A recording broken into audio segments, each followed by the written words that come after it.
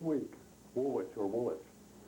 And we have a panel of students of one-room schoolhouses, and we have a moderator from the Woolwich Historical Society, Gina Hamilton. Gina will introduce the panelists.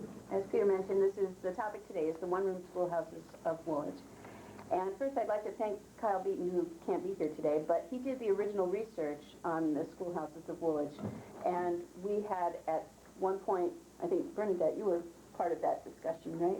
We had another panel discussion about one-room schoolhouses a couple of years ago.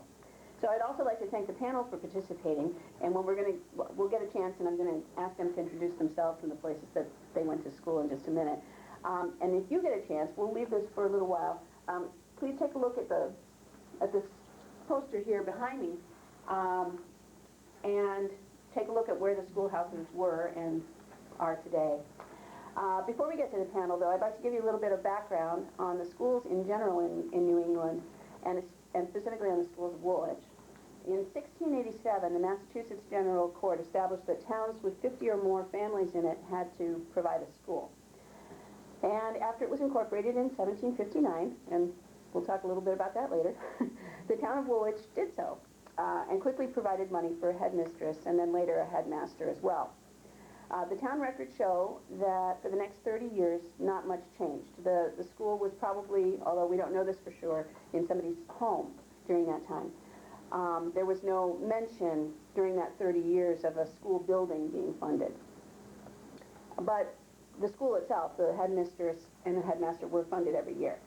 But in the late 1780s, there was mention of funding schools for different parts of the town. And in 1792, 5 school districts emerged: Chops, Days Ferry, Murphy's Corner, and Union Bridge. And 8 years later, a 6th one was added at North Woolwich. In 1826, the town re-examined the school system and appraised the schoolhouses. Some were in serious disrepair and had to be rebuilt.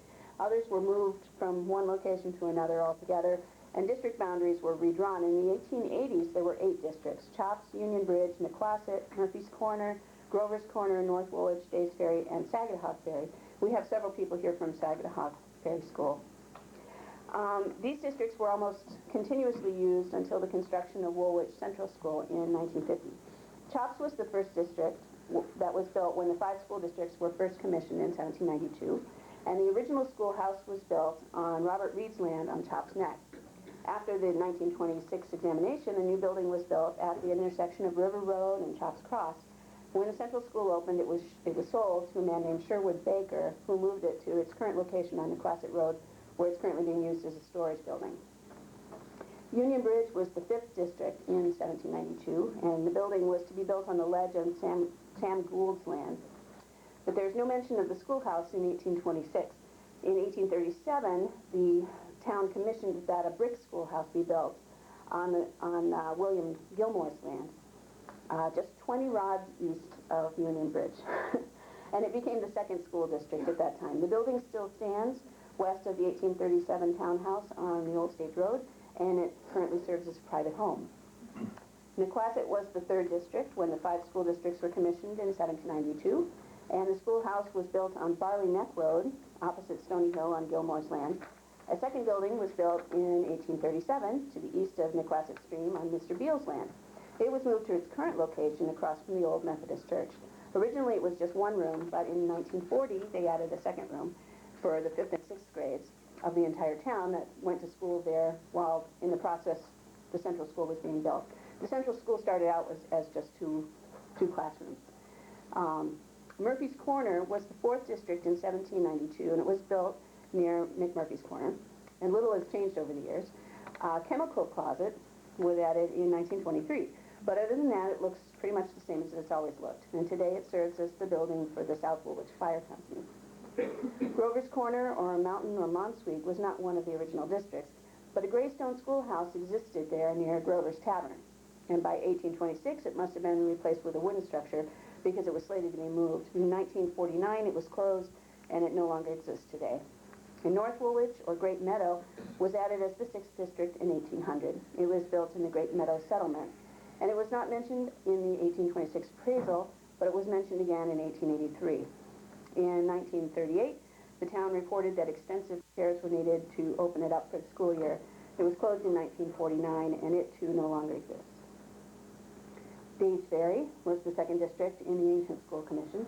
The original schoolhouse was built on the road going down to the ferry, but in 1837 a new brick school was built on the old stage road, which is still in existence, and today it serves as the Days Ferry Community Club. And Saginaw Ferry was not mentioned in the town records until 1883, although it certainly must have existed before then, and maybe one of our Saginaw people can answer that for us. It's located behind the Woolwich post office, which existed on Arousic Road, and we believe that the current building was built in 1911, and then a second room was added in 1948. And when the central school opened, Saginaw Ferry taught grades 7 and 8 for a number of years. Today it's a private home. And as fascinating as all these details must be, it's more interesting to hear the stories from the people who actually went to the schools themselves. So I would like to introduce the panel of former one-room schoolhouse scholars. And I'm going to ask that we start over on that end and move over here. If you would just give your name and the school or schools you attended when you were little. Doug Stewart, class of 1950, the last class from the one-room school system. Saginaw Ferry. I'm Hayden Temple, and I'm class of 48, and I was Chops Crossroad, Chops School in Woolwich. I'm his sister, Marilyn Temple Bennett, and I graduated from Chops #1 in 1944. I'm Burnett Wallace. I went into closet school, and I graduated in 1927. I also taught later on at Saginaw Ferry in the closet and Union Bridge.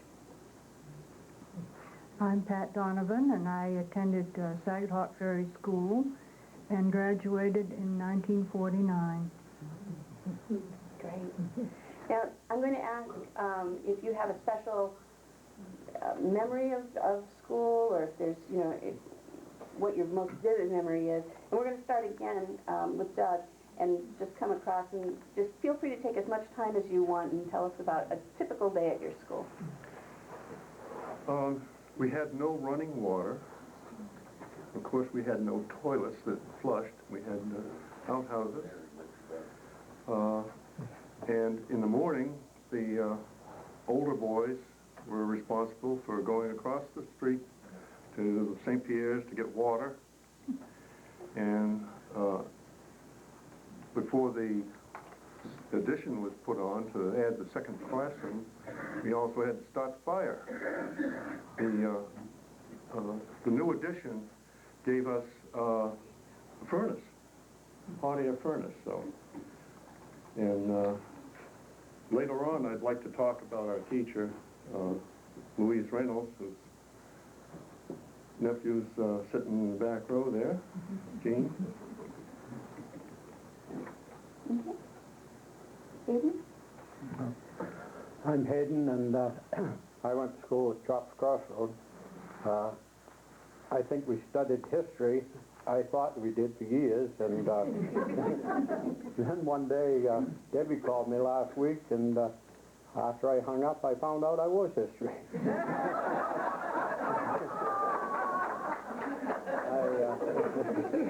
He asked me if I'd speak. I don't know if I could speak, but I started school at Chops Road by 1940, and my mother was a school teacher. She was a school teacher, my teacher, for 8 years. I was surrounded with teachers. I had one side of me was Jenny Howe. She taught at number 6 school, and this was in 1940. And out the end of the road was Mrs. Galvin. She's her aunt, and she taught up in Dresden. And she had a car. I learned how to drive from her car. She didn't have a husband. Her husband had died, and she taught school. And my mother used to drive her to Dresden and then come back to number 1 to teach school there. And so when I was about 6 years old, I'd have to go out and shovel out the car out to the end of the road, because Mrs. Galvin always wanted it in her garage, and we'd go out and shovel it out. And I'd get a chance to start it and drive it out and then go down my house. So I was driving a car when I was 7 or 8 years old. It was during the war times, and times were hard. We didn't know it because the grass was green around North Woolwich, and we didn't have a clue that times were bad. But, we enjoyed it. And all these, Jenny Howe used to teach school, and she had a horse and wagon that she went to number 6 school. That was up halfway across Shops Crossroads. And so we'd get out in the morning, and my mother would get in her wagon sometimes and go to school, and we'd hook the sleds on behind the wagon and go to school on sleds. We really had a good time going to school in a one-room schoolhouse. Like he said, we had to build our own fire. Probably Marion Leach, she was a neighbor, she'd come down and build a fire early. And my mother was a school teacher, so when I had my preschool with Marion, I'd go to school in the morning and go home with her till I was 5 years old. I always had to go help Marion build a fire and then go home with her and come back to school in the afternoon. But after I got first grade, I went there in 1940. And 1940 and 41, I had a certificate where I never missed a day of school. And, I couldn't help it. My mother was there was no way I could get out of it. But I think that was the only year that I ever got it, 1940 and 41. But the North Woolwich then was more or less a community center, I think, during the 40s, because people didn't have much gas, and Roy Lilly took one truck, took all the people to work in the morning, and the lower bridge was out then, and so the only thing you'd see during the day is one car, either the Cushman man or the mailman. The mailman would come by because there was no one coming down from Dresden because the bridge was out. So the kids could slide on all the hills up there. You could just go out and slide, and you knew when the mailman was coming, so you didn't have to worry about cars and traffic. And we waited for the Cushman man. He always came by twice a week. But it was, we had he didn't have water in his school. We had running water in ours. We'd run over to Marion's and get 2 jugs of water and run back. We was a little more modern than they were. Funny thing, each person had their own cup, and they had it hanging on the wall. And we never drank because there wasn't much way of washing your cups at times. You had a cloth to wipe it out with, but you had to put the water had a thing on the sideboard, and you had a place to wash your hands. But we get that water out of the brook, probably, if you wash your hands. But the drinking water, we had a cup on the side of the road. And I think it was more of a community center, too.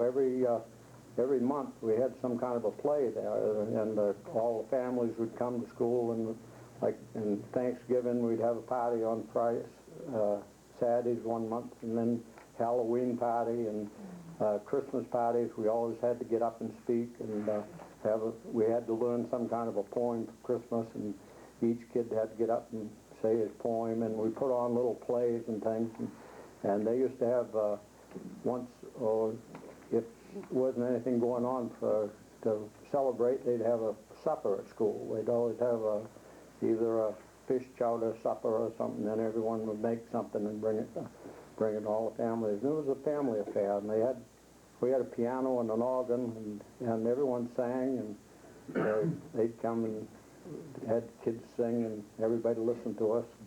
So it was more a community all together. Now I think it's not as well now, because your neighbors don't get time. They're watching TV. They don't have time to do anything. And back then we didn't have TV, and if the battery went dead, well, we didn't have a radio, and we didn't worry about that. We used to worry about going to school and having these parties at school on Saturday night, and all get together and everything.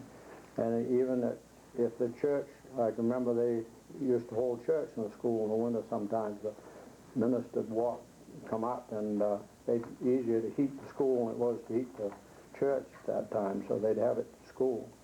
And it was a whole fun thing. I remember one of the things that we do then that they wouldn't even think of now, when hunting season came, when duck hunting season came, all the kids would bring their shotguns to school. After school, go duck hunting. I don't think they'd allow that. But growing up with between all these teachers, like Mrs. Wallace there, all of her family was teachers, and Shaw's, Mrs. Shaw, she was a teacher. My mother used to teach school over to Shaw's, over to the mountain road, and she lived with the Shaws because during the week, and then come home on weekends. And there was the whole community from Wiscasset to Woolwich and all around were all more or less together then. We had the Grange Hall, and everybody in the schools were always over to the Grange and things, and I think we had a lot friendlier operation then than we do now, but of course we have to travel on. And, but I enjoyed being in, I think that was one of my best part of my life was the 8 years from 1940 to 48 when I went to school in North Woolwich. Didn't have a care in the world. Just went to school and enjoyed it. Thank you.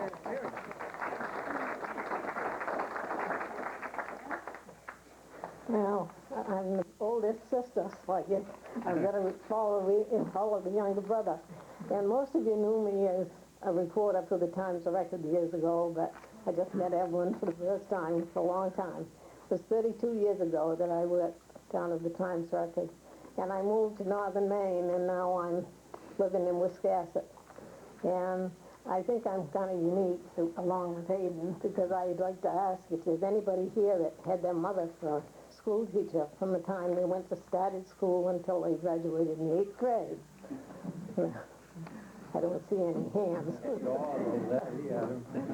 I had my grandmother in the 3rd grade, Okay. Ruth Shaw. Yeah, good. That was a unique experience. That was an example. You had My mother, too. for a teacher. Yeah, I had Hayden's mother, yeah. That's my mother. Well, Florence Temple was my mother, and it was Hayden's mother, and we both had her for 8 years in the grade school. So I graduated in 48, and he graduated in 44. So I think the best part of my whole schooling was having my mother for a teacher.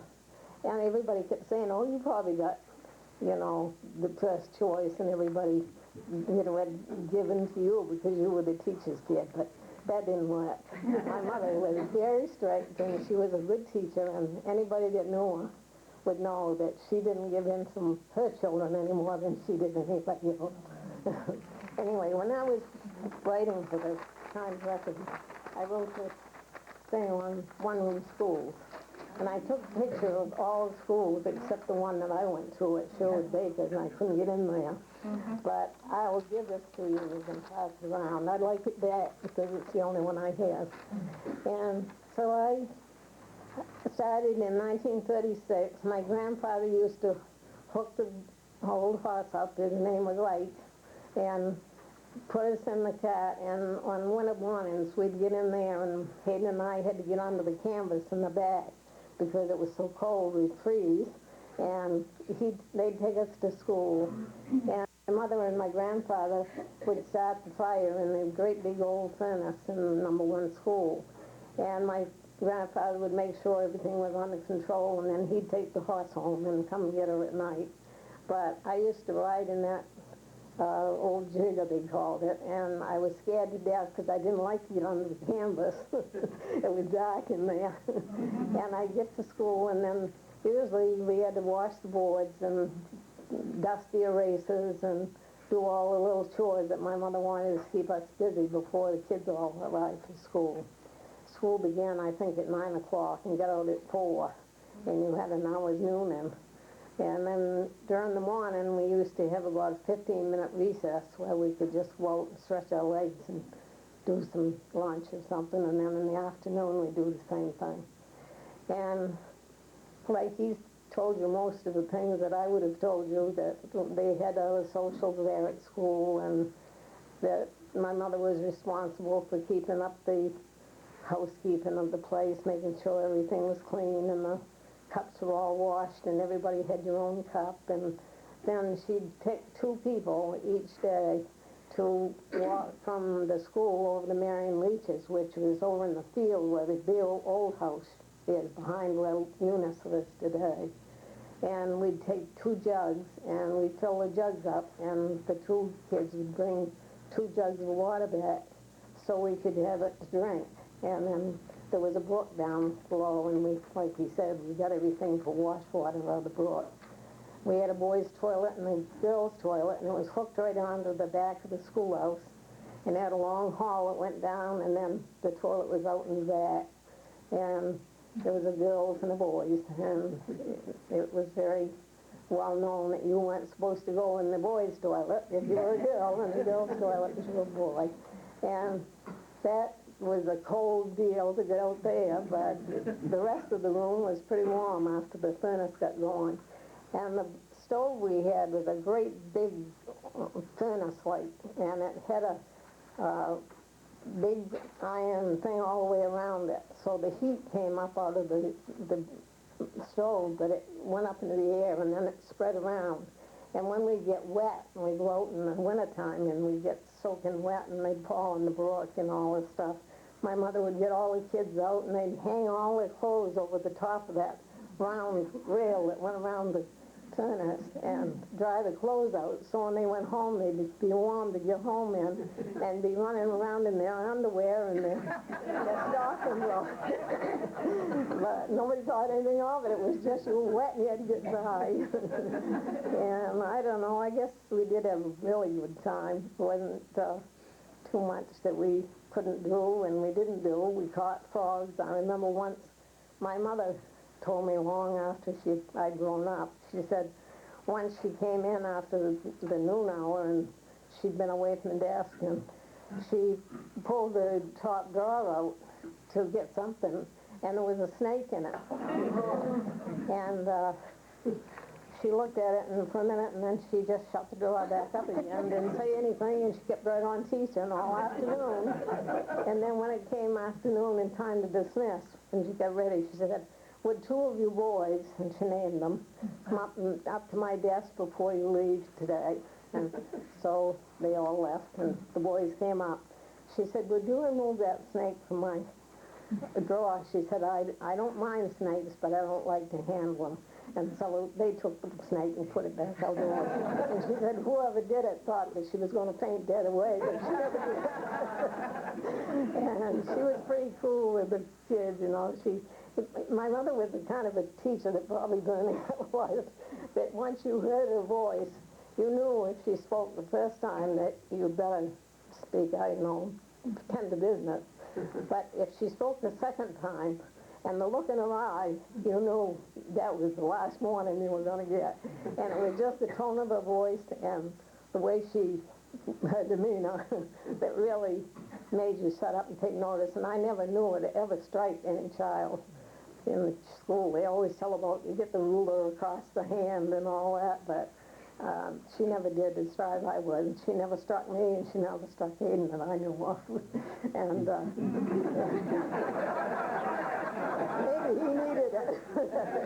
But she never did hit me. And I don't think she thought she had to strike. I think she thought that if you had the right control and you spoke well and you let them know who was boss, then that was it. And she did have to take a kid out in the woodshed once, I remembered, and there was some loud hollering and screaming out there for a while, but when they got back in, everything was calmed down, and I don't know what happened. Somebody else did. But there were certain children, I suppose, she had more trouble with than others, but that's life, I guess. But I had a good time in school, and I'm glad I went to a one-room school. And I'm really glad I had my mother.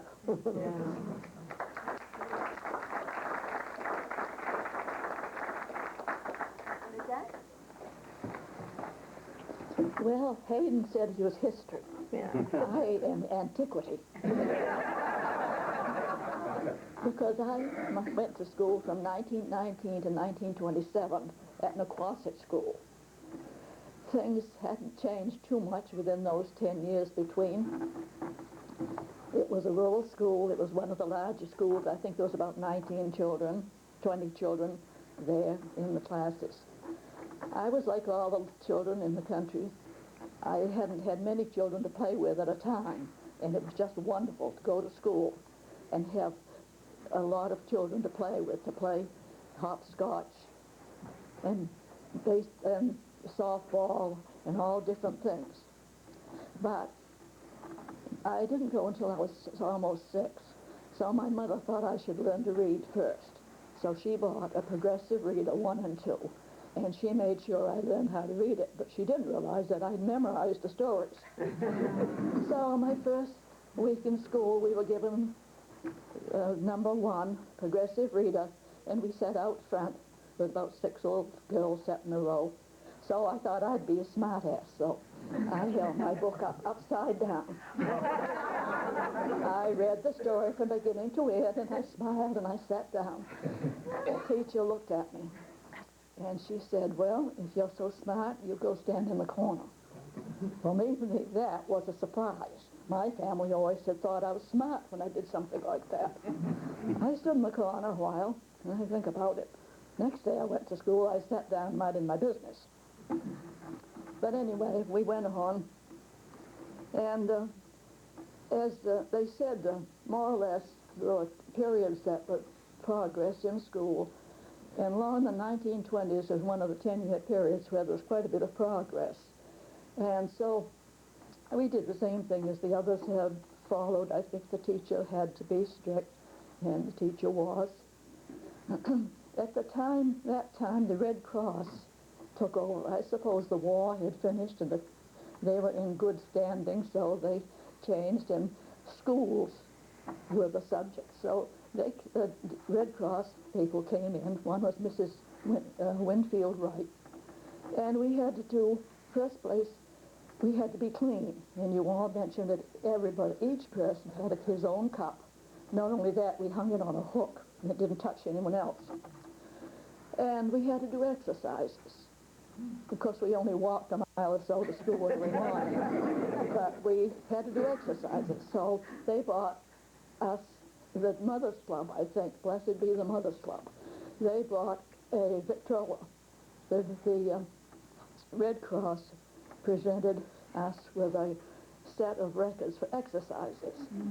We loved that. So every morning we'd stand up, and after we had the morning exercise, the morning program, we'd do exercises. So we'd swing back and forth to the Strauss walk. We girls felt so, we were so gracious. The boys, you know, their faces were all up because they John Philip Sousa, 1, 2, 3, 4, 5, 6, 7, 8. So we got through exercises, and we went on. The Red Cross really did a lot of nice things for us, and we were members of the Junior Red Cross, and I think you mentioned that, I don't know what the contest was, the cleanest school, I believe it was Days Ferry. Anyway, that went on. Well, we went on. We lacked everything in the school from today's standard, it seems. But we did love the books. I loved the encyclopedia. We could read that. And I remember especially reading about the foreign countries. The pictures were black and white, and they were very small. But one thing that I always thought was Norway, Sweden, and Sweden. Wonderful place. And I used to pore over that geography. Well, I waited 60 years, and I went to Norway and Sweden. In those days, in our day, since we had no television, we just had the black and white pictures. So when I went to Norway and Sweden, I took the mountains. That was one of the black and white pictures in that geography book, about 2 by 3. And I took the fjords. That was another picture. No one knows. The children today have television, and they don't have that yearning to see and do and go that we had in those days. And the third picture were the farms with the hay on the fences. I took that out of the bus, and I was lucky enough to get it. So I treasure these pictures because it takes me back to that old one-room school with the books with no color, but we just had a yearning to go and do. So we went on through the years. I think you always remember, as Hayden was saying, one teaching, and I remember John Carter. He was our teacher. Believe me, you didn't want to make a sound, because more than one boy would be grabbed by shoulders and shake until the poor boy almost was shaken out of his pants. But he was a wonderful teacher. He taught us games, and he played games with us. We played what was now known as Prisoner's Base. That was a game that we played. And we played different ones inside when it rained. He played the organ, and he taught us to do the basic square dance, although we didn't swing each other. We just left and righted. And anyway, that was another thing. And I think I based a lot of my teaching on John Carter, because I realized that he reached us, and not always because he was strict, but he did things that interested us enough so we didn't get into so much mischief. So we went on. Well, by the time I was halfway through to the 8th grade, he became superintendent. And in those days, Model T was a Ford, real Model T Ford, and John Carter had one. Well, so he went in, and they used to visit school. So he visited the school, and while he was visiting the school, a few of the boys went out and they lifted up the back end of that little car and put a couple blocks of wood under it. So the rest of us, we were horrified. We hid behind the corner, but we were ready to run. He came out, he jumped in the car, and when he used to go, he used to just put it to the floor, and the thing would take right off, I believe. Well, that day, he put it to the floor, and the engine roared, and the car shook, and he didn't go an inch. He still stood there, but we were ready to go. He got out, and finally he called two of the boys, because he'd had them in school and knew which ones were the imps.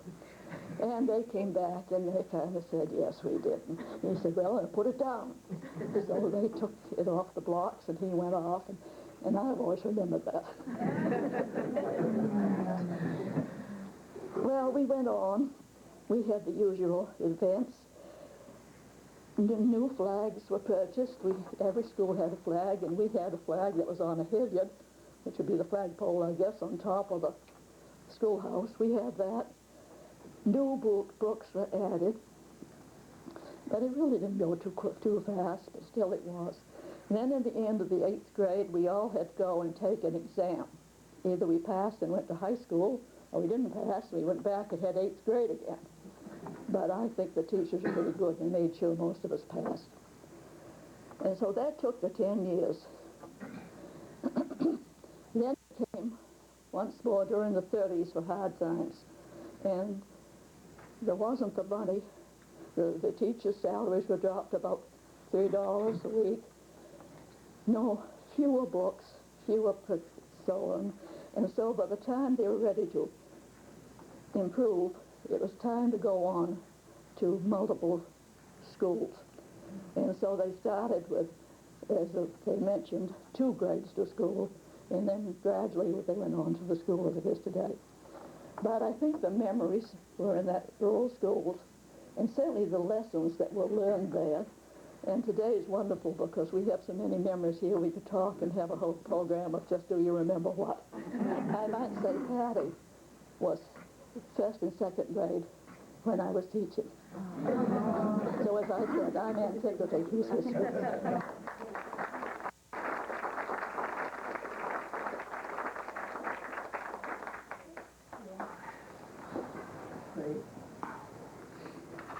Well, it would be hard to improve on what I've heard.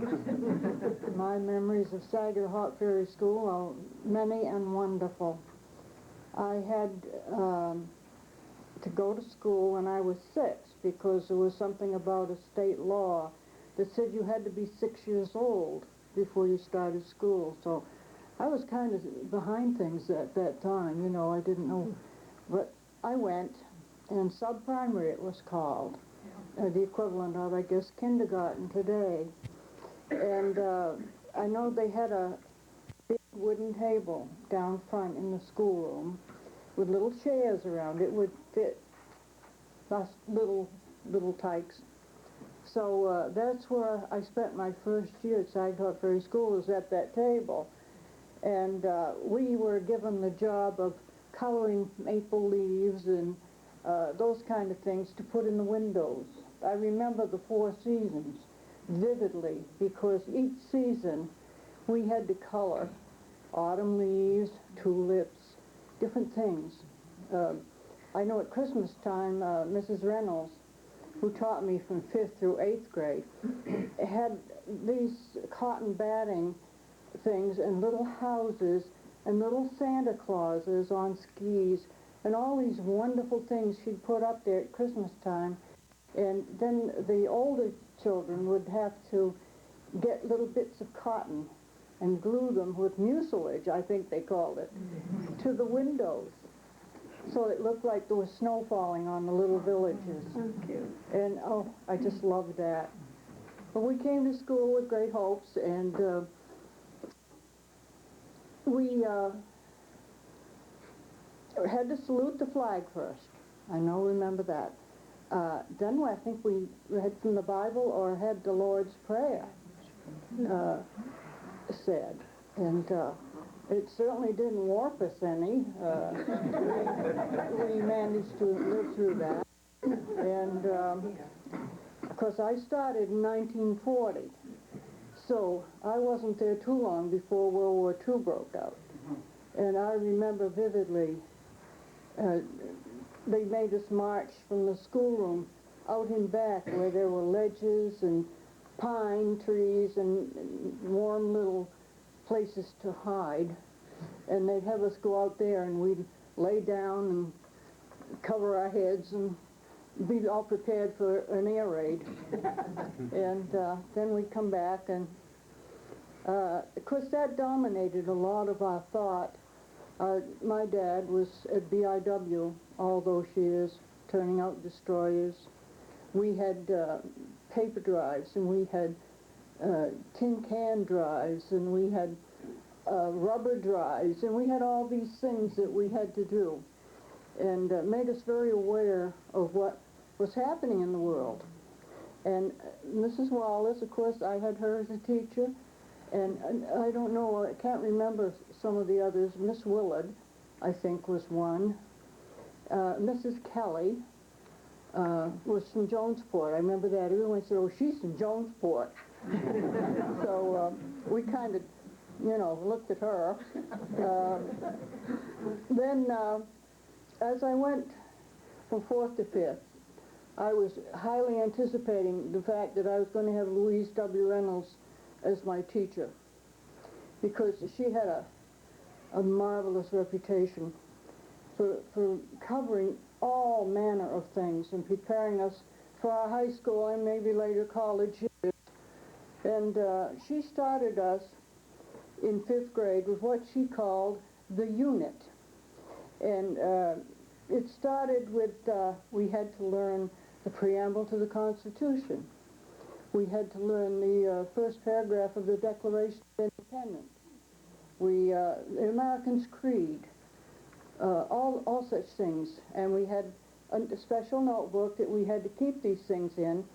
And she oversaw it, and we could put patriotic illustrations with these particular things. Well, that started us, and all 4 years we added to it. And it in itself was an education in civics, history, and all of that. And she encouraged us to read on our own because, well, she was Mrs. Reynolds. And it was just a wonderful time. The holidays were special. We made beautiful tissue paper boxes for Valentine's Day, and we all exchanged Valentine cards, and that was a wonderful project. We all loved that. And of course, the holidays, Christmas, Thanksgiving, there was a turkey in the window. The turkeys went in the windows with Thanksgiving, and it was just a wonderful time. And then at the end of the 8th year, of course it was 9 for me, I all went in this one room the whole 9 years because the addition that they put on, they were going to let us go in there from 5th through 8th, but then they changed their minds, so I spent all 9 years in that one room.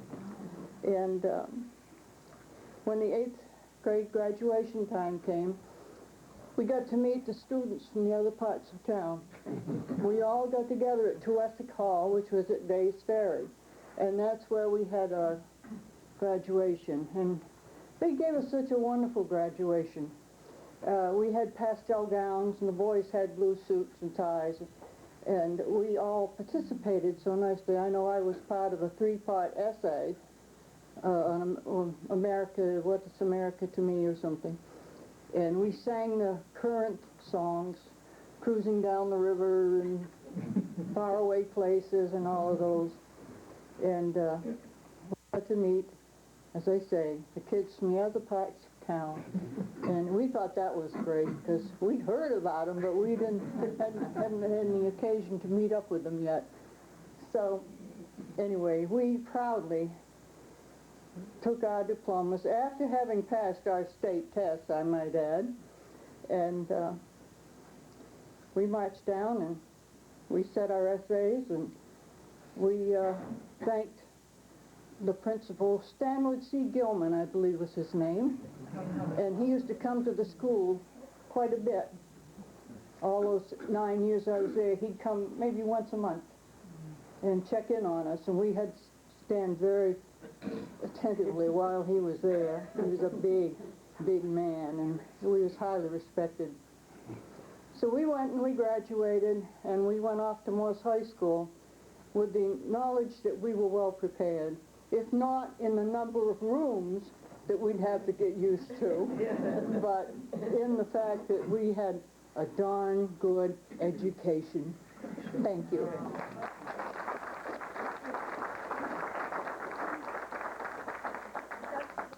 Something about a teacher that was special. Yes, I'd like a little more time. Sure. I didn't know we were going to have a marathon right out of the gate. On a kind of a serious note about Saginaw Hawk Ferry School and Louise Reynolds, we learned something not knowing we were learning it. And I think Pat will back me up on that. And it was respect and responsibility. As you moved from the front of the room to the back of the room, you had responsibilities to tutor some of the younger people and help them along. And we had plenty of time to do that because she was teaching numerous grades, and it was one of those things that made you a nicer person. And I felt that all through my life.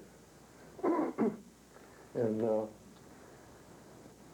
when I graduated from Morse High in '54 and went away for 23 years, and then I came back, I really feel badly that I didn't ask about Louise Reynolds, because I thought, having been gone for 23 years, that she might have been gone.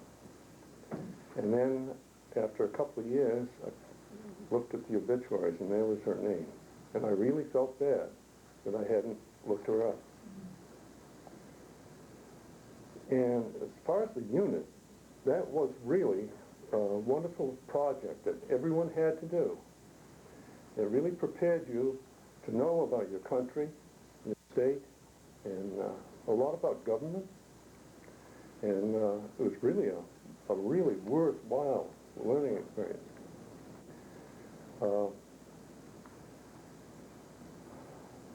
And the day-to-day things like Prisoner's Base, I'd forgotten all about Prisoner's Base. That was one of our favorite games. That and some of the things we did now then are being outlawed now. We can't even play tag in some states. I can't understand some of these things that are going on in the world. Sure couldn't have happened in a one-room school system. You were together. It was kind of like a family. Everybody walked to school at Saginaw Hawk Ferry. It was a very rare day that I didn't walk home for lunch. Remember, Pat? If it was a really snowy day, you went to school anyway, but our mothers would give us a lunch and we must stay at school. And Stan Gilman, we used to love when he would come along because when he had something important to talk to Mrs. Reynolds about, we'd get a recess that might last a half an hour. So he was a great guy. He paid a lot of attention to his schools. Anyway, I thought I'd just embellish what I had started out to talk about. And again, to what Pat said about how you were prepared for Morse High when you went across the river. We had a reputation of good grammar and grasp of English and mathematics. We even got into algebra a little bit before we went across the river.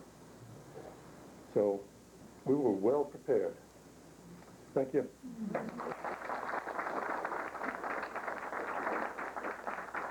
I was thinking of Bernice talking about the superintendent of schools coming. There was John Carter, and then he was first superintendent, right, Bernice? And then Stan Gilman came. But one of the things I remember of John Carter, he was an old man when he came to our school, and my mother had this, teachers had a program that they were going to have when John Carter come. I remember this, and John came and he sat down in a chair, and we had this program that each grade had to get up and say something that she was going to have for John Carter. Well, we played her some music first and sang, and then we looked around, John Carter was asleep. And my mother kept right on going with the program. The program was going, and he's asleep. And someone got up and done their thing, and then John fell out of the chair. And my mother made believe that nothing had happened. He got back up and it went on, but I never forgot him sitting there, and we're going all through this, and he's sound asleep. And he fell over.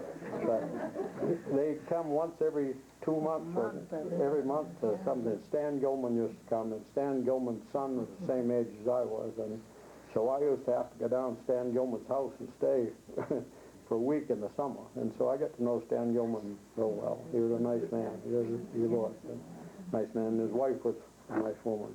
But I never forgot, I was little then, and I never forgot John Carter falling asleep that day. My mother keeping right on going with the program, and he was sleeping through it.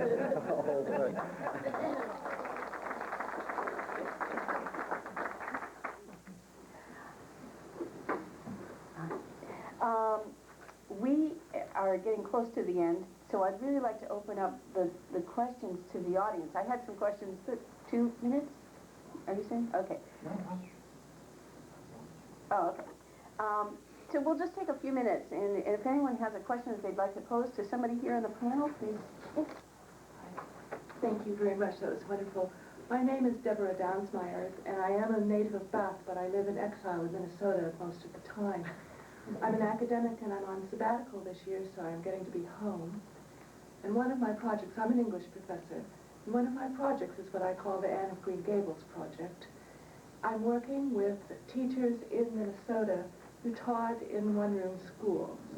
And I'm looking for a cohort here of both pupils and teachers who will tell me some of the same stories that I'm hearing today.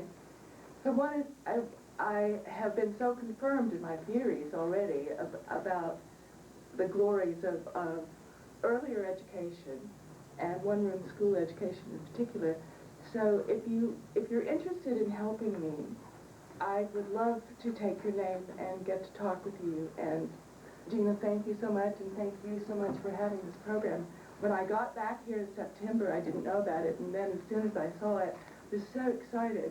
And so I've exploited you all, and I hope to exploit you more. Thank you so much. I have a question. The one-room schoolhouse had grades 1 through 8, and I'm gathering from what one gentleman said that the first grade was in the front, and it went back to the 8th grade in the rear.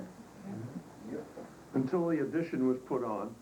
Then the addition was put on, and then 5 through 8 moved into the new section. But in the one-room schoolhouses, it only had one room where the big kids lived up back and the other ones went down through.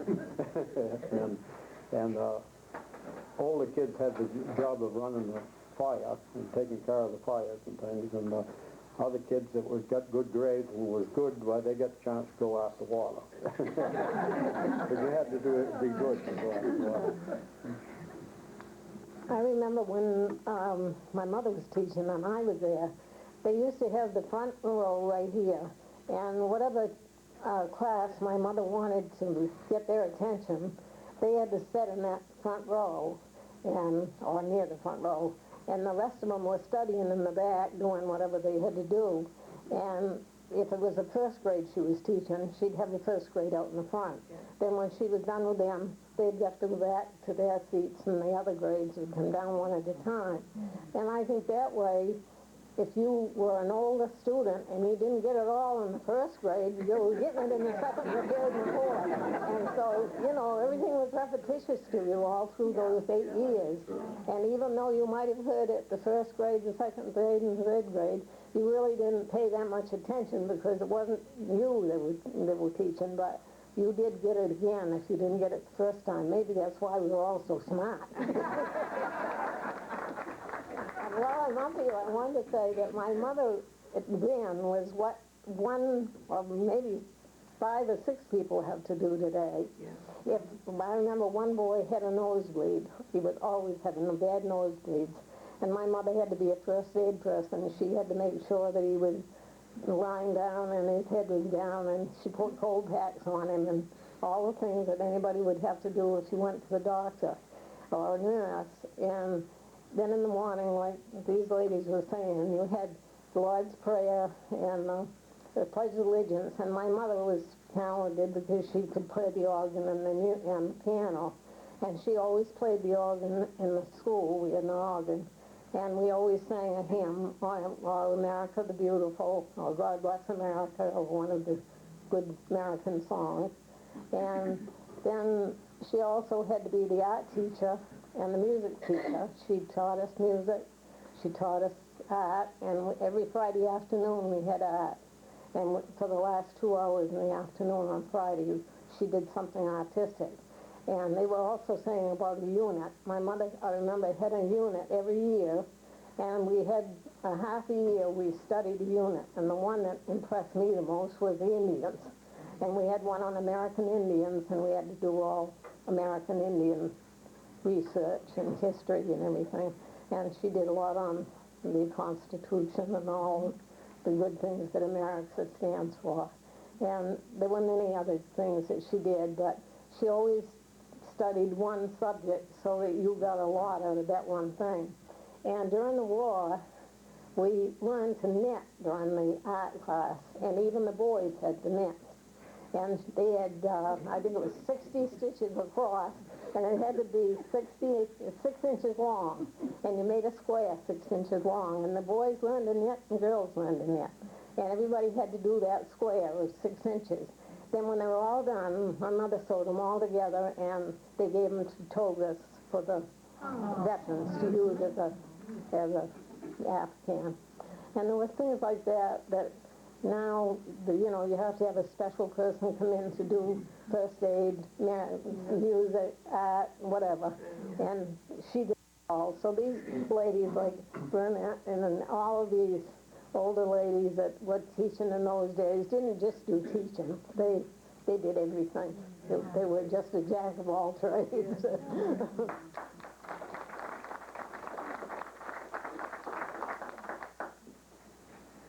Thanks. This has been a great talk. My name's Vicki Simpson, and I work in the Woolwich Central School now, so it's really interesting to hear some of the history. I've got a quick question, which you could probably talk about for a long time, about handwriting. Because I'm really interested in handwriting with the students. And a lot of people say now kids don't really need to learn it because they're just as good at a computer, but we all know that's not really true. So if anyone could just tell me your recollections of learning penmanship and handwriting, and if you still feel that you still are influenced by how you were taught. Okay, just for the camera, I just want to say, this is a question about penmanship, about how children learn penmanship. In the front of the classroom, up above the blackboard were all the cursive letters. And you had to do it that way, capitals and lowercase. It was, that was standard. There were two methods, the Palmer method and the Zanablosia method.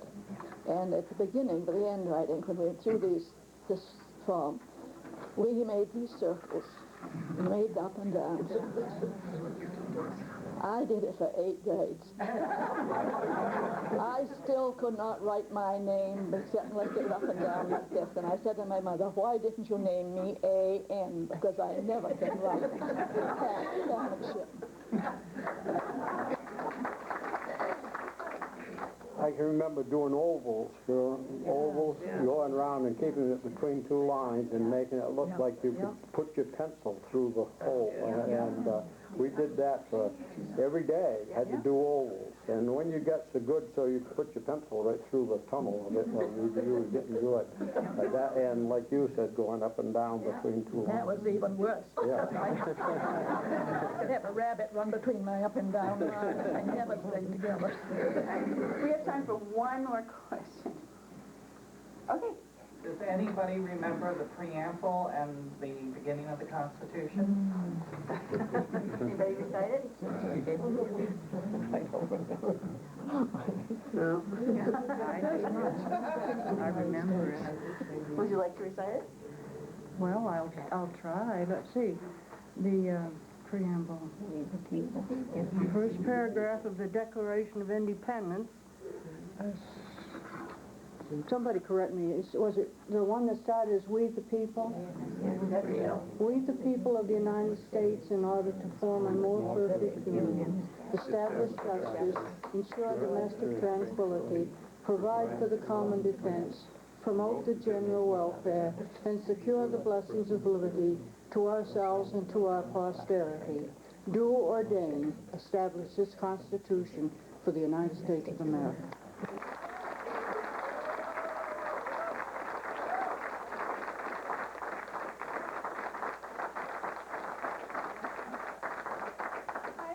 All very much for coming. We have some things out in the lobby for the Woolwich Historical Society. We've got our calendars and Christmas ornaments and things to sign up to become a member.